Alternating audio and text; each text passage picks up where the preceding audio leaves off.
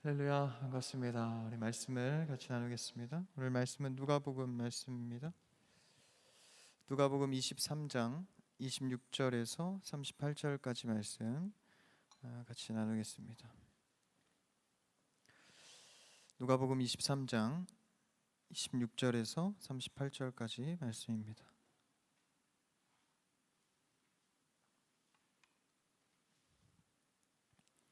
누가복음 23장 26절에서 38절까지 말씀입니다. 말씀이 좀 긴데요. 한 절씩 천천히 나눠서 읽겠습니다. 그들이 예수를 끌고 갈 때에 시몬이라는 구레네 사람이 시골에서 오는 것을 붙들어 그에게 십자가를 지워 예수를 따르게 하더라.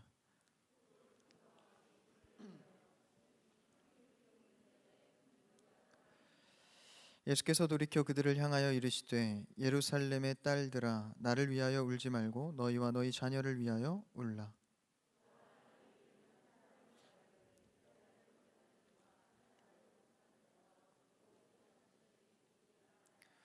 그때의 사람이 산들을 대하여 우리 위에 무너지라 하며 작은 산들을 대하여 우리를 덮으라 하리라.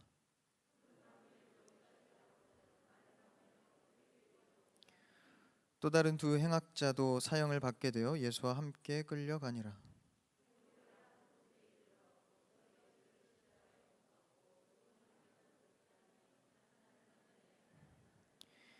이에 예수께서 이르시되 아버지 저들을 사하여 주옵소서 자기들이 하는 것을 알지 못함이니이다 하시더라. 그들이 그의 옷을 나눠 제비 뽑을세.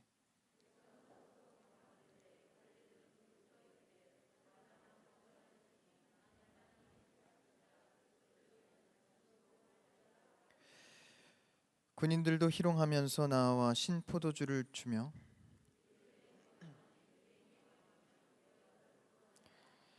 함께 읽습니다. 시작. 그의 위에 이는 유대인의 왕이라 쓴 패가 있더라. 아멘. 할렐루야, 반갑습니다. 우리 금요 찬양 예배 함께 하신 모든 성들을 환영합니다. 또 온라인으로 함께 하시는 예배자 여러분 축복합니다. 우리 서로 옆 사람과 같이 인사할까요? 주 안에서 사랑하고 축복합니다. 사랑하고 축복합니다.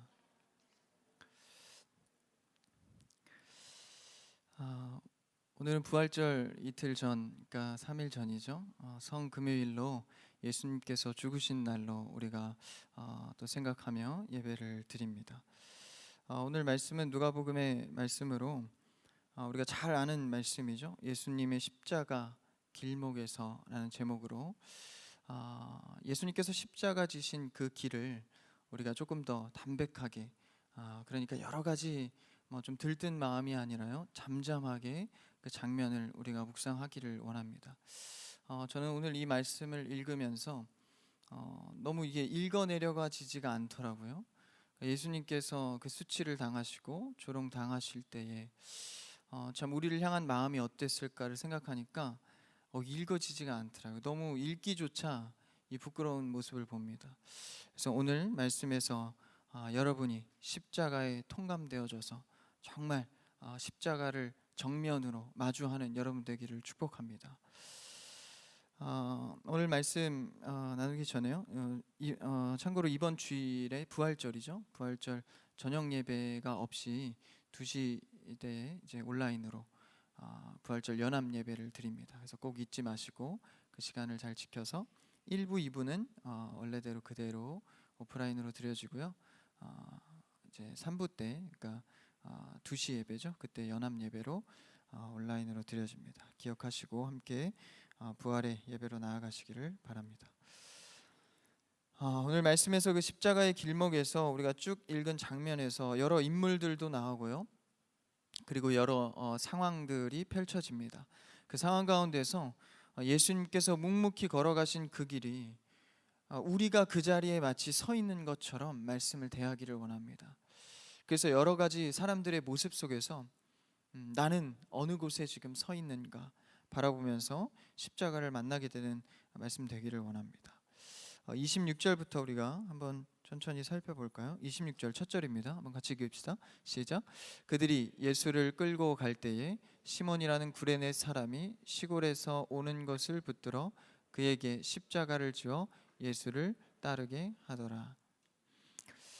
보니까 예수님께서 이제 끌려가십니다. 근데 여기서 그들이 예수를 끌고 가는데 겉으로 보여지는 장면은 끌고 가는 것으로 보여집니다. 예수님께서는 끌려 다니시고 재판장님도 가고 또 사람들에게도 그리고 군병들에게도 이제 끌려 다니면서 이렇게 막 그냥 억지로 가는 것 같지만 사실은 예수님께서 담담하게 자진해서 걸어가고 있는 길이죠. 겉으로는 끌려다니는 것 같지만 우리는 항상 예수님의 진의를 봐야 합니다. 태초부터 우리에게 계획하신 일을 하나하나 본인의 발걸음으로 본인의 의지로 걸어가고 있는 것이죠. 그러나 우리가 볼 때는 항상 이 기독교나 예수님 십자가를 볼 때 항상 나약해 보입니다. 끌려가는 것 같고 항상 뒤처지는 것 같고. 그러나 여러분, 우리는 예수 안에서 항상 우리가 성경과 말씀과 십자가의 의지를 갖고 항상 앞장서는 자인 줄 믿습니다.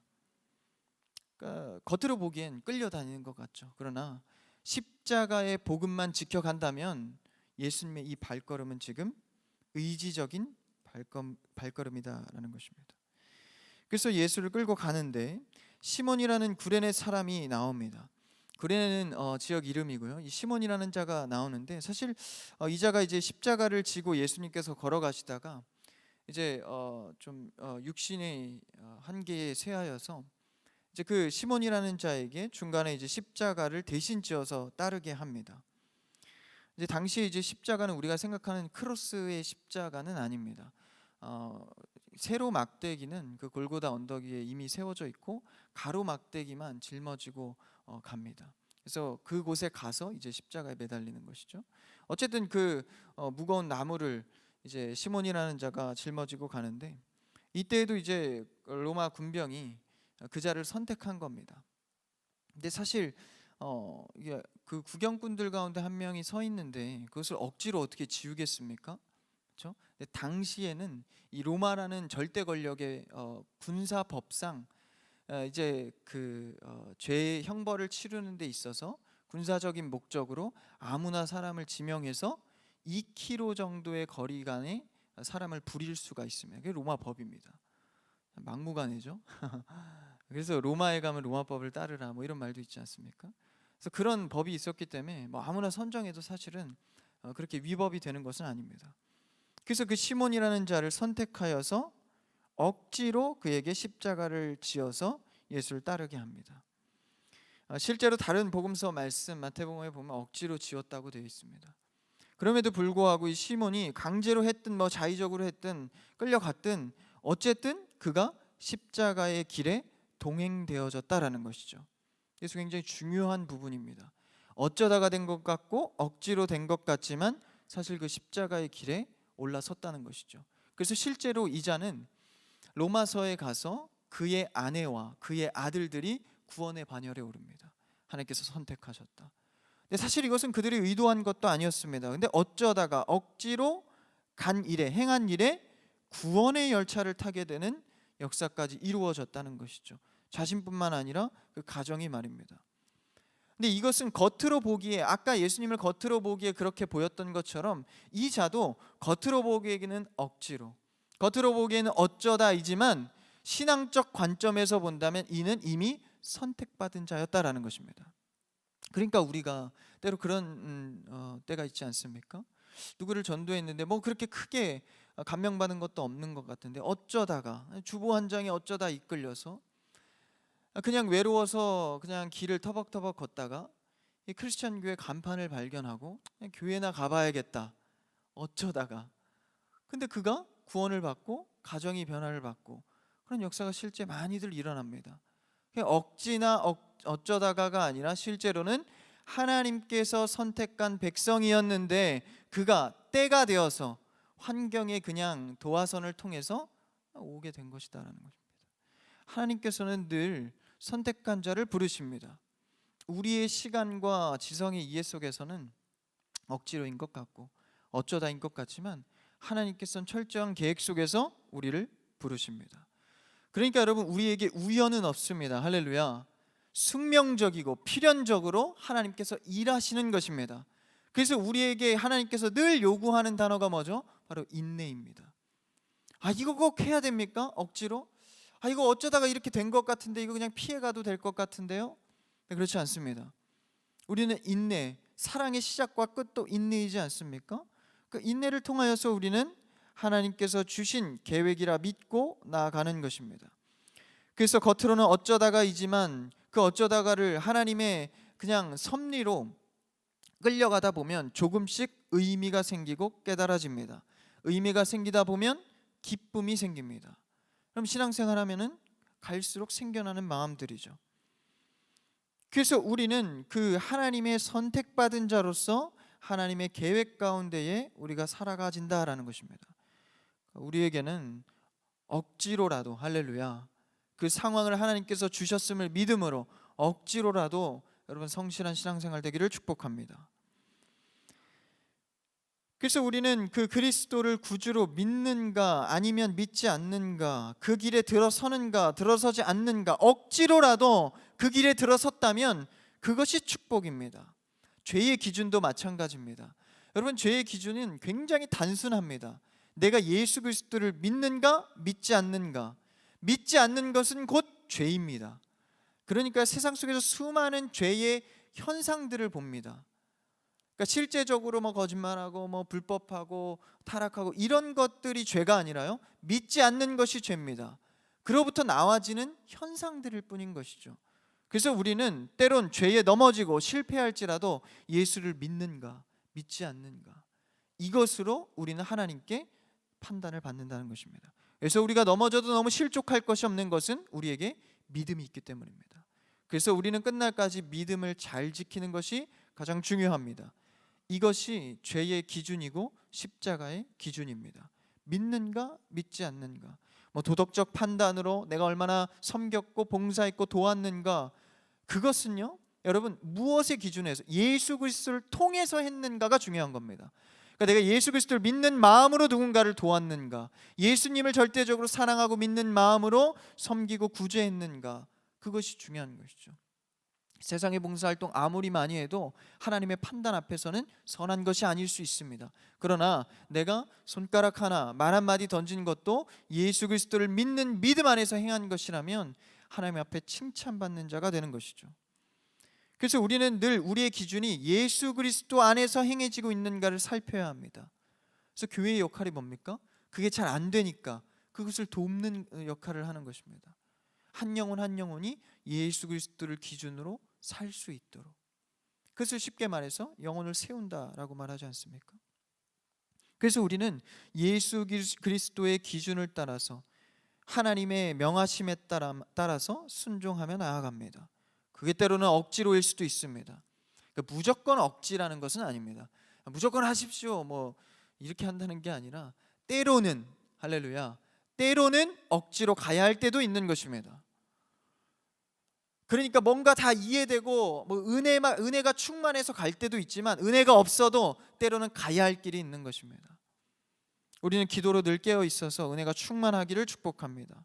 그래서 억지로였지만 그 시몬은 어떻게 됐습니까? 그 가족들이, 로마서 16장에 보니까 그 가족들이 구원의 반열에 오르게 됩니다.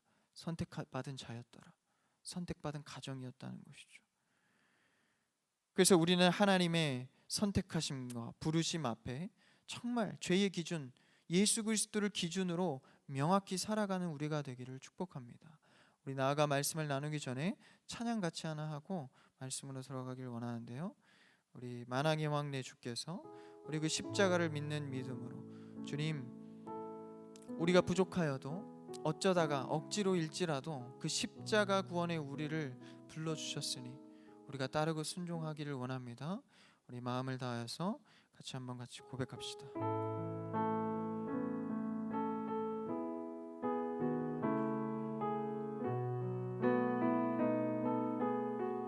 만왕의 왕, 만왕의 왕 내 주께서 왜 고쳐 당했나, 이 벌레 같은 날 위해 그 보혈 흘렸네. 아멘. 십자가 내가 져 처음 볼 때에 나의 맘에 큰 고통 사라져 오늘 믿고서 내 눈 밝았네. 우리 2절을 고백합시다. 주 십자가 주 십자가 못 박히면 속죄함 아닌가. 그 긍휼함과 그 은혜 말할 수 없도 우리의 고백으로 십자가 내가 처음 볼 때에 나의 맘에 큰 고통 사라져 오늘 믿고서 내 눈 밝았네. 참 내 기쁨 영원하도다. 아멘. 우리가 그 십자가만을 붙들며 우리의 삶의 전부이신 예수 그리스도를 고백하며 나아갑니다. 이 시몬이라는 자가, 구레네에 살던 이 시몬이라는 자가 선택되어져서 억지로 우연으로 간 것 같지만 예수 그리스도 안에 또 십자가의 구원의 반열에 선택된 자로 올라왔던 것처럼 우리도 그렇게 예수님을 따르기를 원하는 것이죠. 이 십자가의 길목부터 벌써 이러한 은혜의 행렬이 시작되는 것입니다. 한 영혼을 위하여서 예수 그리스도가 이렇게 십자가를 지는 것이 이런 장면을 통해서 감동을 받게 되는 것이죠. 그 다음 장면을 우리가 나아가 볼까요? 27절 그 다음 절입니다. 17절 시작. 또 백성과 및 그를 위하여 가슴을 치며 슬피 우는 여자의 큰 무리가 따라오는지라. 이 슬피 우는 큰 무리가 여인들이 따라옵니다. 근데 여기서 이제 울었다고 되어 있는데 가슴을 치며 슬피 울었대요. 그래서 이제 예수님의 그 십자가의 장면을 보고 참 이 따르던 여인들이 굉장히 슬픈 마음을 보이고 있구나, 뭐 이렇게 생각할 수 있습니다. 근데 그것도 맞지만 애도의 눈물이기도 합니다. 근데 다른 해석에 보면 이 울음의 단어적 의미가 슬픔의 눈물, 그러니까 습관적 울음의 뜻을 사용하기도 합니다. 다른 성경에 보니까 이 애곡하는 자, 이때 당시 히브리인들은요 애곡하는 자를 돈 주고 사서 장례식장에서 세워놓고 애곡을 하게 만들었습니다. 그래서 슬픔을 표현하기 위해서 우리 나라에도 그런 또 풍습이 지금은 많이 없지만 있지 않습니까? 곡하는 소리, 그러니까 그런 것들의 풍습이 있었기 때문에 그런 단어로도 쓰여지는 단어를 지금 여기서 쓰고 있는 겁니다. 그러니까 그러한 울음으로 울고 있다는 겁니다. 어쨌든 습관적 울음이든 애도의 울음이든 그 눈물에 대하여서는 예수님께서 원하시는 눈물은 아니었다는 걸 볼 수 있습니다. 그럼 어떻게 알죠? 예수님께서 직접 말씀하십니다. 그 다음 절 읽어볼까요? 28절입니다. 28절 시작. 예수께서 돌이켜 그들을 향하여 이르시되 예루살렘의 딸들아 나를 위하여 울지 말고 너희와 너희 자녀를 위하여 울라. 여기서 예수님께서 울고 있는 여인들에게 그래 참 나를 위해서 우는구나, 뭐 이렇게 위로를 할 법도 한데 저는 이 장면이 조금 의아하더라고요. 예수님 그 저희 십자가 지실 힘도 없으신데 이렇게 말씀을 건네시는 거예요. 그래서 이 장면을 제가 나중에 천국 가면 꼭 어떤 장면이었는지 물어보고 싶습니다. 힘도 없으셔서 나무도 이렇게 넘겨줬는데 지금 이 여인들을 향해서 가르쳐주고 있는 겁니다. 그러니까 예수님이 얼마나 이 복음에 미쳐 있는 분이신지를 여기서 알 수 있는 겁니다. 그러니까 온전 지금 본인의 몸 육신의 옷을 입고 있기 때문에 우리랑 같단 말이죠. 여러분 힘들 때 아시죠? 탈진 그때 막 다른 사람의 어떤 그런 뭐 가르침이나 다른 사람의 모습이 보입니까? 제 몸도 못 챙기고 있는데 예수님께서는요 그러니까 그만큼 우리를 향해서 할렐루야 나를 향해서 주목하고 계신 겁니다.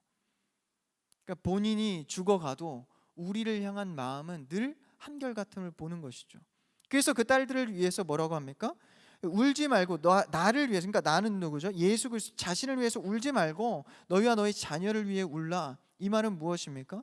예수님께서 이 십자가에 대해서 동정하는 태도를 그치라라는 것입니다. 여러분 우리는 때로는 십자가에 대해서 그냥 예수님 얼마나 아프셨을까, 슬프다 이 정도의 동정의 어떤 감정적 애도를 하는 태도가 있습니다. 여러분, 십자가를 바라볼 때 감정적 동요는 그렇게 바른 시각이 아닙니다. 십자가를 통해서 예수님께서 뭐라고 말씀하시죠? 이 십자가의 길목에서 나를 위해서 울지 말고 너희와 너희 자녀를 위해 울라. 그러니까 십자가를 통하여서 나의 죄를 발견하는 게 더 먼저다라는 것입니다. 그러니까 예수님께서는요, 이 십자가를 통해서, 그러니까 이 십자가가 너의 십자가가 되기를 원한다라고 말씀하고 계신 겁니다. 그러니까 겉으로 봤을 때, 야, 십자가 사건이 그런 슬픈 스토리가 있었어? 야, 그런 이야기야. 너무 아프고 너무 슬프다. 얼마나 아프셨을까? 뒤에서 바라보는 것이 아니라 내가 십자가로 들어가서 예수님의 진의의 사랑이 내 안에 십자가를 통해서 들어오고, 그 십자가를 통해서 내 죄가 드러나고, 그 십자가 앞에 무릎 꿇으며 통감하며 자복하며 회개하는 태도, 십자가가 내 마음속으로 완전히 관통하는 상황, 그것이 나타났을 때 나를 겉으로 울지 말고 너의 죄를 보고 울라는 것입니다. 그러니까 십자가를 통해서 나는 주님 오직 죄인입니다를 철저하게 발견하고 드러내는 것이 축복이다라고 말씀하고 계신 겁니다. 그러니까요, 우리는 십자가, 이 고난 주간의 십자가를 생각할 때 나의 죄가 드러나는 것이 은혜입니다. 나의 죄가 주님 앞에 눈물로 회개하는 것이 은혜입니다. 그것이 예수님께서 십자가를 지신 이유입니다. 십자가가 네 안에 통감되어질 때 내가 죄인이고, 이 죄인은 예수 그리스도뿐이, 오직 예수 그리스도의 십자가를 통하여서만 살 수 있다. 이 깨달음을 갖게 하기 위함이다라는 것이죠. 그러니까 우리가 십자가를 더 이상 감정적인 애도의 태도로 동정하거나, 때로는 십자가를 생각하면서 그냥 양심의 가책이 온다, 찔린다. 여러분, 십자가는 이 정도가 아닙니다. 내 양심에 찔림이 오는 십자가 정도가 아니라 철저하게 십자가 앞에 죄인이 되어서, 할렐루야, 한 점의 핑계도 없는 죄인이 되어서. 그래서 우리가 신앙생활을 할수록요, 겸손해지는 이유가 뭡니까? 내가 죄인임이 자꾸 드러나기 때문입니다. 그래서 신앙생활 제대로 하고 십자가를 자꾸 만나는 자들은요, 갈수록 겸손해집니다. 그것은 그냥 사람들 앞에서 겸양을 떠는 것이 아니라 이 진정한 하나님과의 관계를 유지하고 있는 것을 누가 봐도 알 수 있다는 것이죠. 그래서 우리는 십자가 앞에 설 수 있는, 완전히 관통할 수 있는 완벽한 신앙인, 죄인이 되어야 합니다. 그래서 오늘 아까 고백한 찬양에서도요, 이 벌레 같은 날 위에 보혈 흘렸네. 저는 이 고백이 참 이게 마음에 와닿습니다. 단순히 벌레 이러니까 좀 기분이 나쁠 때도 있어요.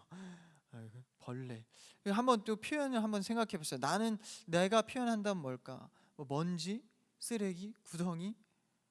전사님, 죄가 얼마나 많은 겁니까?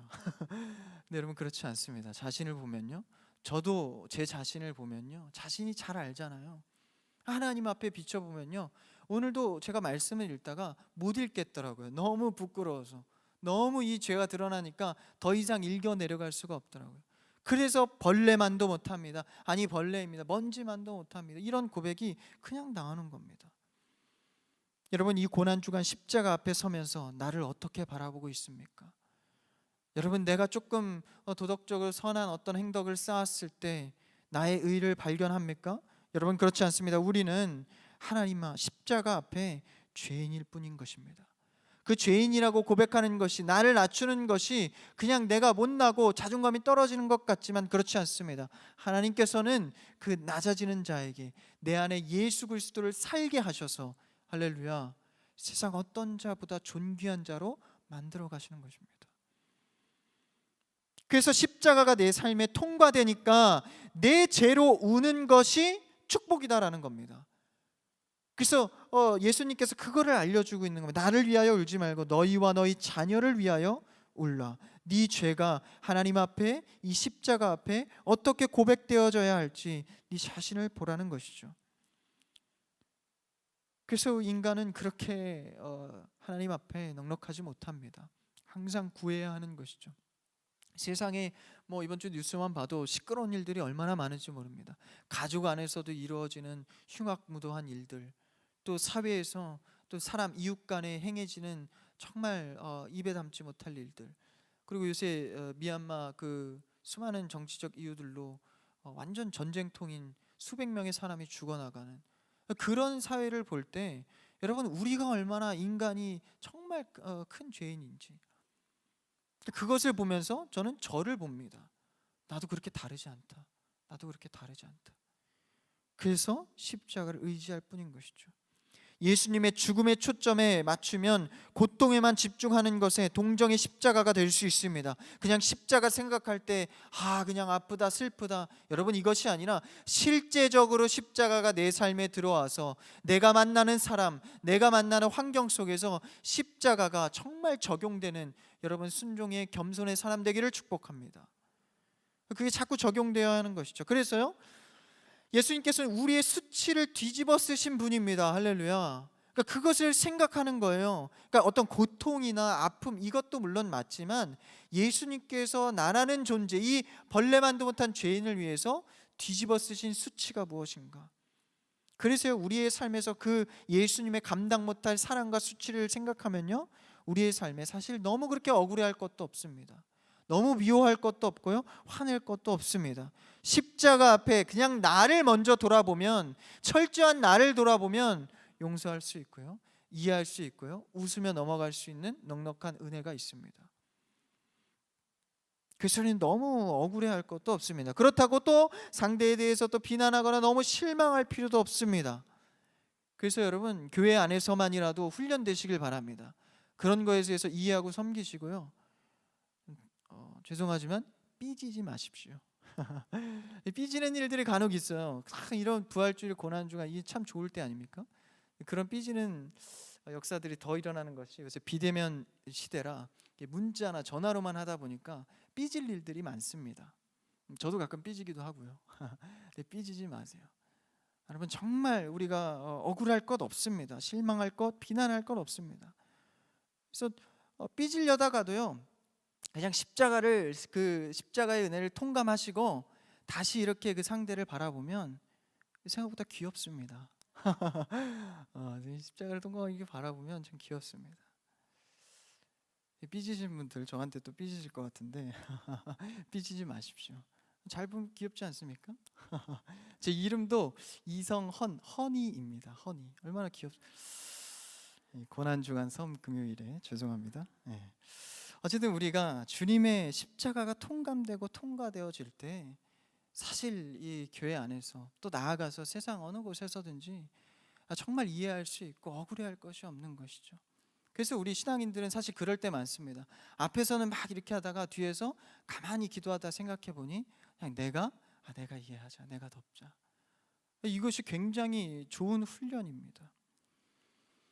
우리의 수치를 뒤집어 쓰신 예수님을 바라볼 때, 그 큰 은혜의 사랑이 나를 덮을 때 나의 자질구레한 이 사건들이 다 덮여지는 것이죠. 할렐루야. 이런 은혜가 나에게 있고 나를 통하여서 나의 가정에 있고 또 만나는 자들에게 임하기를 축복합니다. 그래서 예수님께서 이제 나를 위해서 울지 말고 그 죄에 대해서, 나에 대해서 걱정하고 말씀을 해주신 것이죠. 그것을 조금 더 깊이 있게 더 나아갑니다. 예수님께서 계속 말씀하시는데요, 29절입니다. 19절 시작. 보라, 날이 이르면 사람이 말하기를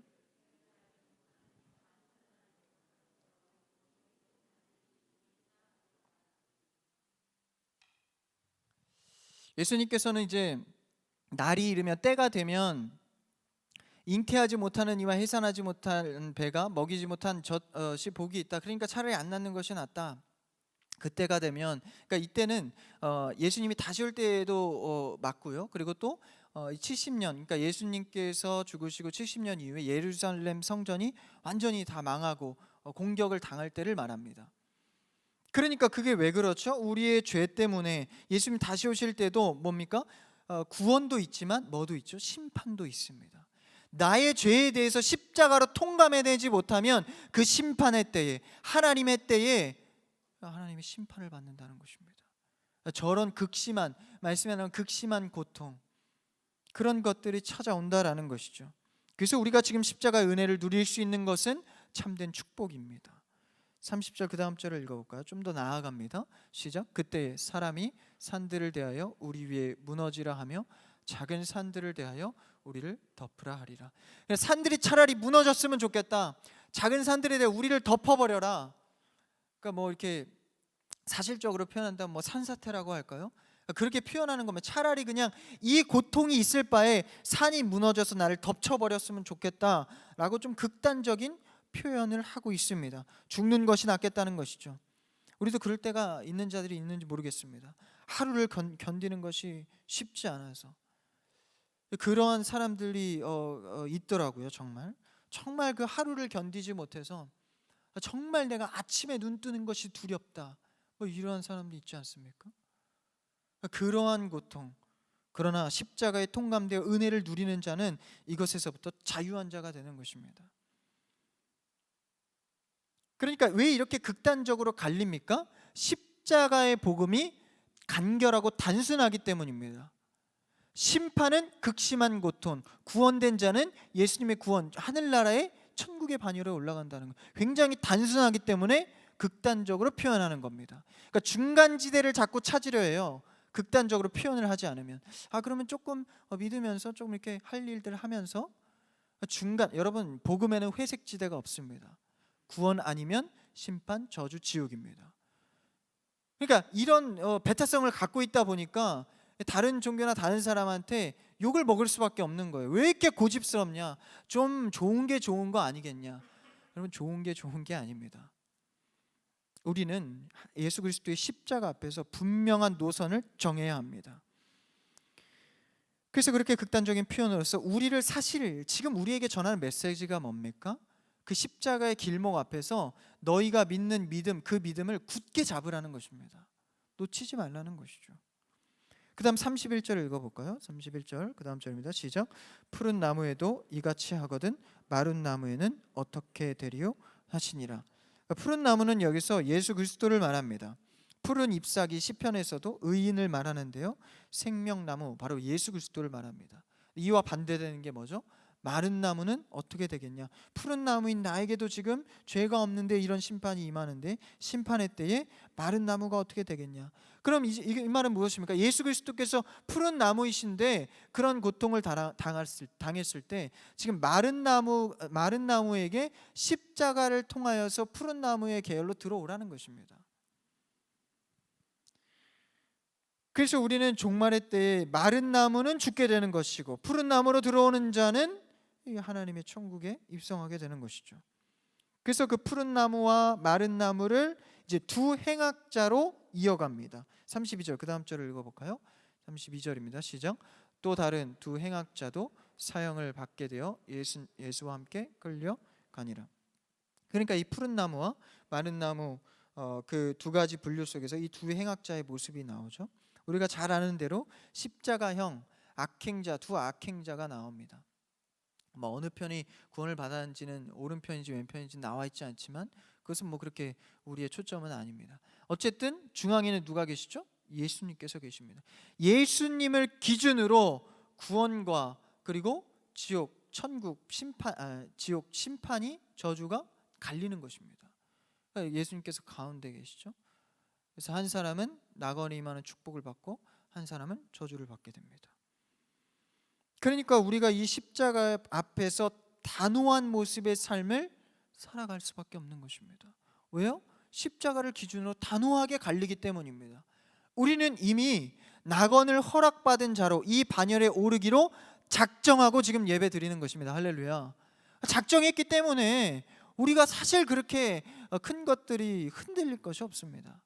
작은 것은 좀 흔들려도 됩니다. 육신의 옷을 입고 얼마나 흔들 때가 많습니까? 근데 믿음의 반열에 들어온 이상, 작정한 이상 우리는 예수님의 십자가 바라보며 굳세게 나아가는 것이죠. 그래서 33절 그 다음 이제 두 행악자도 같이 오르게 되고 그 다음 33절을 볼까요? 아주 중요한 장면인데요. 33절 시작. 해골이라 하는 곳에 이르러 십자가에 못 박고 두 행악자도 그렇게 하니 하나는 우편에 하나는 좌편에 있더라. 예수님께서 이제 끝끝내 골고다 언덕에 오르셔서 해골이라는 곳에, 갈릴리 언덕 이렇게도 말하죠. 그곳에 올라가서 예수를 십자가에 못 박고, 여러분 다른 복음서에서는 어떻게 나와 있죠? 다 거의 비슷합니다. 십자가에 못 박고 십자가에 못 박히니라. 그러니까요, 다른 수식을 하지 않습니다. 그러니까 십자가를 담백하고 최대한 간결하게, 이 마테마가 누가 요한을 네 분이 짠 것도 아니에요. 짤 수도 없습니다. 다르기 때문에. 짜지도 않았는데 이 부분은 못은 몇 센치였고, 저 같으면요 사실 그렇게 했을 것 같아요. 못은 몇 센치, 왜냐면 가장 중요한 장면이잖아요. 못은 몇 센치였고, 어떤 병사 누구의 아들 누가 못을 박았는데 3번 쳐서 피가 몇 방울 흘렀더라, 이렇게 했을 것 같습니다. 저 같으면요.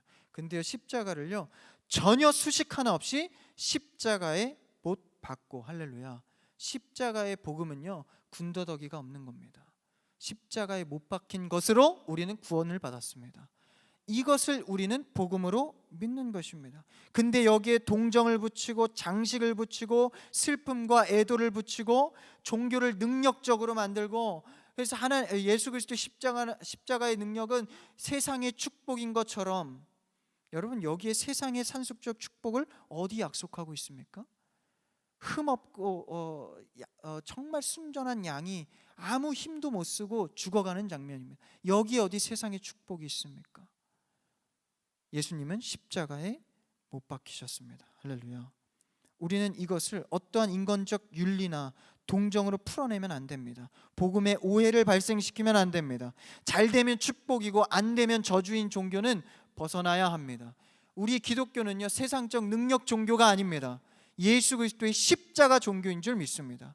그래서요 잘 되면 그냥 축복이다, 잘 되면 예수님이 하셨고 못 되면 예수님이 저주하셨. 여러분, 예수님은 그렇게요 우리한테 무시무시한 하나님이 아닙니다.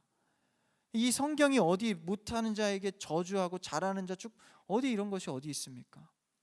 못난 자도 과부도 고아도 어린아이도 예수 그리스도의 십자가로 구원하는 것입니다.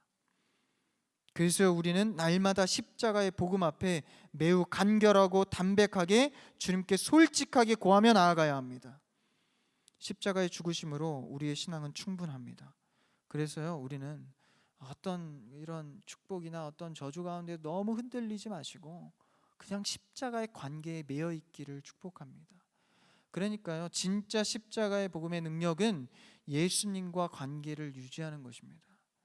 예수님 관계 유지하다가 조금 못 되면 어떻습니까? 조금 잘 된다고 뭐 우쭐하겠습니까? 예수님과의 관계만 지켜가면 그 자체가 우리는 복음으로 축복인 것입니다. 그래서 하나님과 예수님과의 관계가 그러하셨듯 우리의 관계적 의미도 똑같아야 합니다. 예수 그리스도의 십자가에 감격하고 날마다 그 울림 속에서 살아가는 여러분 되기를 축복합니다. 그래서 고난주간에만 특별하게 사실 누리는 게 아니라 이 시간을 통하여서 우리가 매일의 일상이 이제는 십자가의 은혜 속에서 살아가는 훈련을 하는 것이죠. 우리는 복음의 원래의 모습을 복원하는 삶을 살아가야 합니다. 더 이상 능력의 종교에 매여 있을 것이 아니라 이제는 진짜 하나님과의 관계, 순수한 십자가의 관계가 우리의 삶에 있기를 축복합니다. 우리가 이것을 묵상하면서 같이 찬양하길 원하는데요, 갈보리 산 위에 십자가 섰으니, 우리 1절 2절만 한번 같이 찬양할까요? 우리 그 십자가를 생각합니다. 주님의 그 순전하신 사랑 앞에 우리가 함께 고백으로 나아갑시다.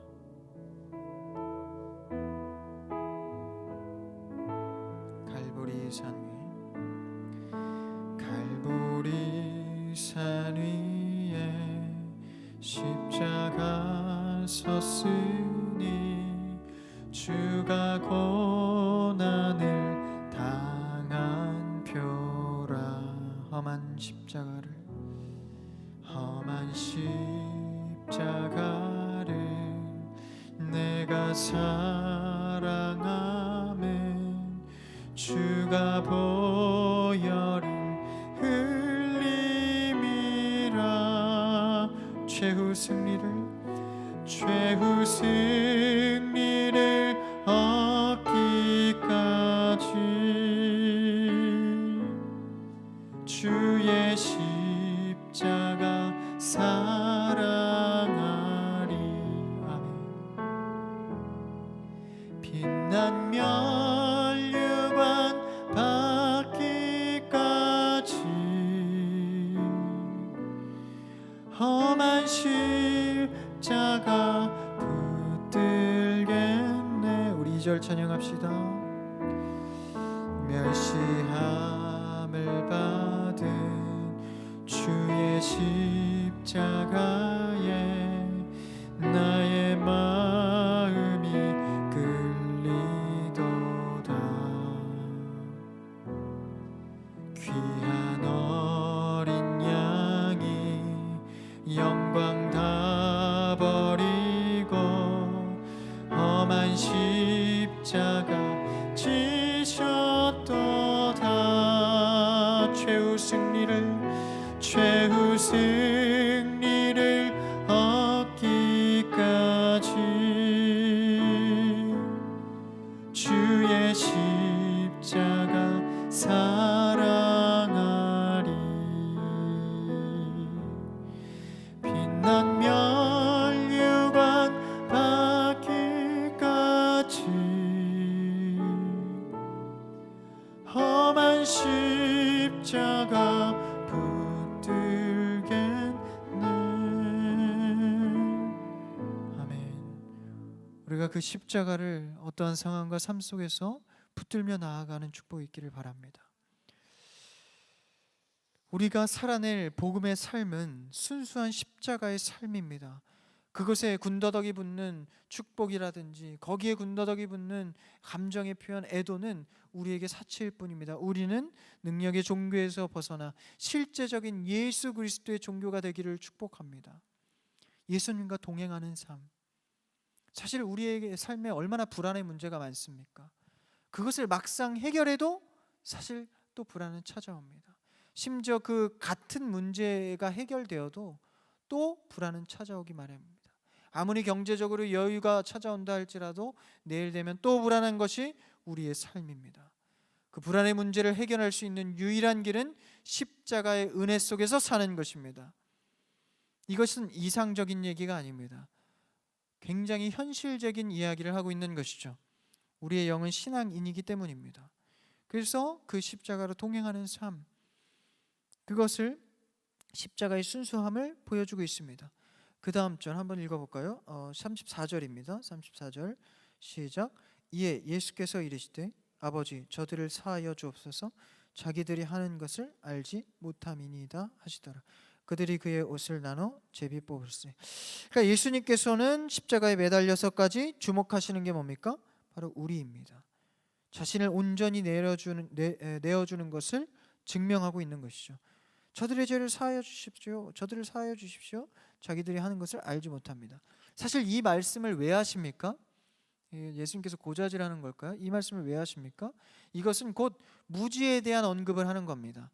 무지는, 알지 못한다는 이 무지는 뭡니까? 곧 죄라는 것입니다. 저들은 알지 못해서 그런 거예요. 용서해 주세요라고 하지 않습니까? 용서를 누가 받아야 되죠? 죄인이 받아야 합니다.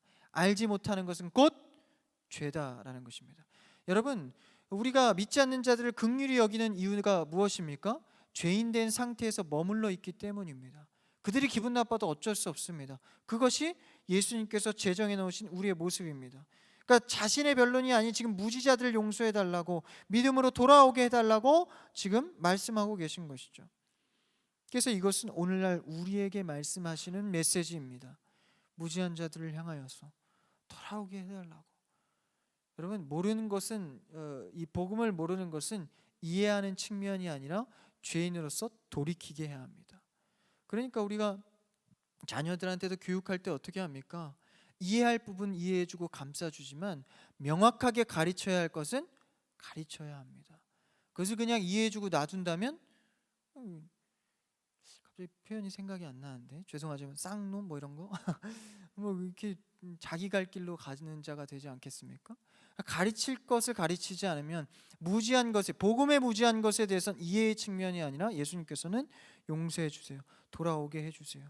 그러니까 여러분, 우리는 이 복음을 향하여서 끊임없이 기도하고 끊임없이 돌아올 수 있도록 우리가 복음을 전하는 전달자가 되어야 합니다. 포기하지 마십시오. 이미 우리에겐 예수 그리스도의 은혜가 있기에 나아갈 수 있는 자들입니다.